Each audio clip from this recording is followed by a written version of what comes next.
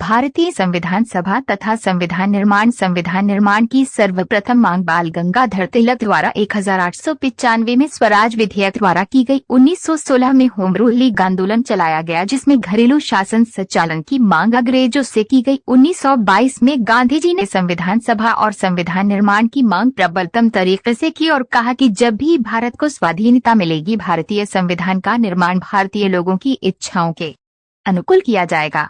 अगस्त 1928 में नेहरू रिपोर्ट बनाई गई, जिसकी अध्यक्षता मोतीलाल नेहरू ने की। इसका निर्माण बम्बई में किया गया। इसके अंतर्गत ब्रिटिश भारत का पहला लिखित संविधान बनाया गया, जिसमें मौलिक अधिकारों, अल्पसंख्यकों के अधिकारों तथा अखिल भारतीय संघ एवं डोमिनियन स्टेट के प्रावधान रखे गए। इसका सबसे प्रबलतम विरोध मुस्लिम लीग और रियासतों के राजाओं द्वारा किया गया। 1929 में जवाहरलाल नेहरू की अध्यक्षता में कांग्रेस का लाहौर सम्मेलन हुआ, जिसमें पूर्ण स्वराज्य की मांग की गई। 1936 में कांग्रेस का फैजलपुर सम्मेलन आयोजित किया गया, जिसमें कांग्रेस के मंच से पहली बार चुनी हुई संविधान सभा द्वारा संविधान निर्माण की मांग की गई। मार्च 1942 में दूसरे विश्व युद्ध से परिस्थितियों के उपरांत क्रिप्स मिशन भारत भेजा गया, जो एक सदस्य का था।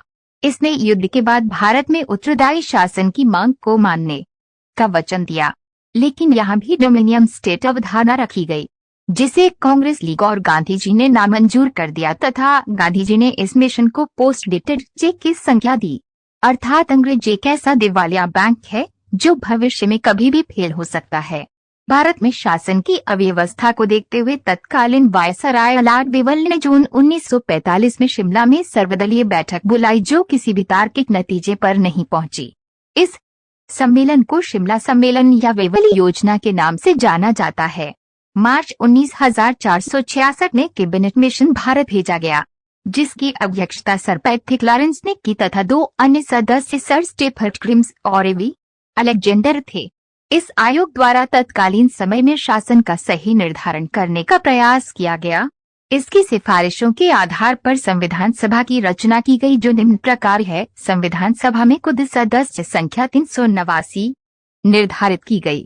ब्रिटिश भारत से 292 सदस्य, चीफ कमिश्नरी से 4 सदस्य, देशी रियासतों से 93 सदस्य रखे गए।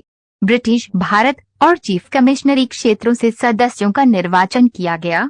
प्रत्येक 10 लाख की जनसंख्या पर एक सदस्य को चुना जाएगा।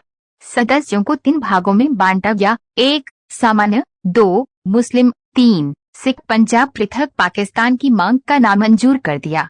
इसी आयोग की सिफारिशों के आधार पर जुलाई 1946 में चुनाव संपन्न कराए गए, जिसमें कांग्रेस ने 208 सीटें तथा मुस्लिम लीग 73 तथा अन्य 15 सीटें जीते।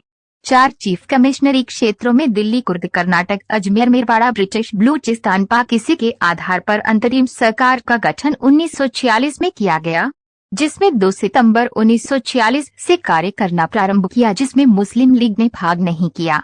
इस सरकार का अध्यक्ष तत्कालीन वायसराय लॉर्ड बेवल था तथा उपाध्यक्ष जवाहरलाल नेहरू थे। इस सरकार ने सदस्य संख्या नेहरू सहित 14 रखी गई। 26 अक्टूबर 1946 को इस सरकार का पुनर्गठन किया गया। ली ने 5 प्रतिनिधि इसमें शामिल किए गए। मार्च 1947 में माउंटबेटन भारत के वायसराय बने। इन्होंने 3 जून 1947 को एक योजना प्रस्तुत की, जिसे विभाजन माउंटबेटन जून योजना के नाम से जाना जाता है। इसे 18 जुलाई 1947 को ब्रिटेन के राजा ने पास कर दिया। इस योजना की क्रियान्विति 15 अगस्त 1947 के भारत स्वतंत्रता अधिनियम में हुई। इसके निम्न प्रावधान थे: भारत को 2 डोमिनियन स्टेटों में बांटा गया: 1 भारत, 2 पाकिस्तान। भारत से ब्रिटिश सम्राट के सभी अधिकार हटा लिए गए। पूर्वी बंगाल, पश्चिमी बंगाल, सिंध, उत्तर पश्चिमी सीमांत प्रदेश तथा असम का सिलहर जिला पाकिस्तान को दे दिया गया। भारत का शासन जब तक संविधान का निर्माण पूर्णत न हो 1935 के भारत शासन अधिनियम से चलाना त्याग किया गया। संविधान सभा को संप्रभुता की स्थिति प्राप्त हो गई। भारत का वायसराय माउंटबेटन बना रहा, लेकिन पाकिस्तान में गवर्नर जनरल या वायसराय मोहम्मद अली जिन्ना बने।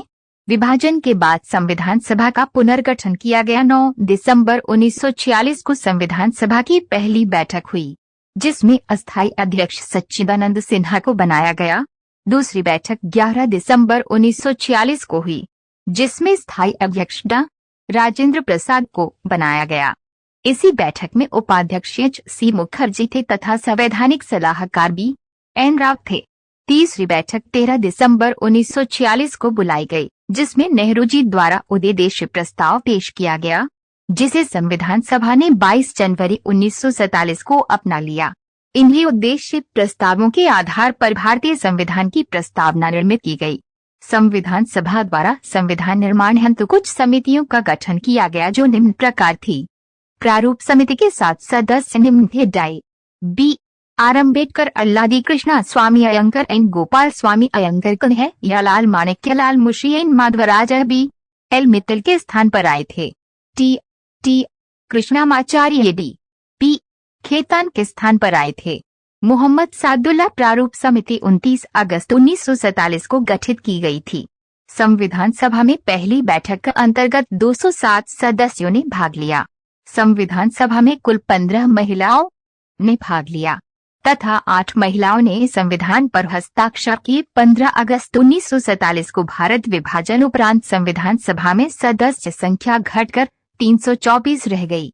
अक्टूबर 1947 को संविधान सभा में सदस्य संख्या घटकर 299 रह गई। संविधान सभा द्वारा संविधान के कुल 3 वाचन संपन्न किए गए। अंतिम वाचन 17 नवंबर 1949 से 26 नवंबर 1949 तक। कुल बैठकें 105 तथा 12 अधिवेशन संपन्न किए गए।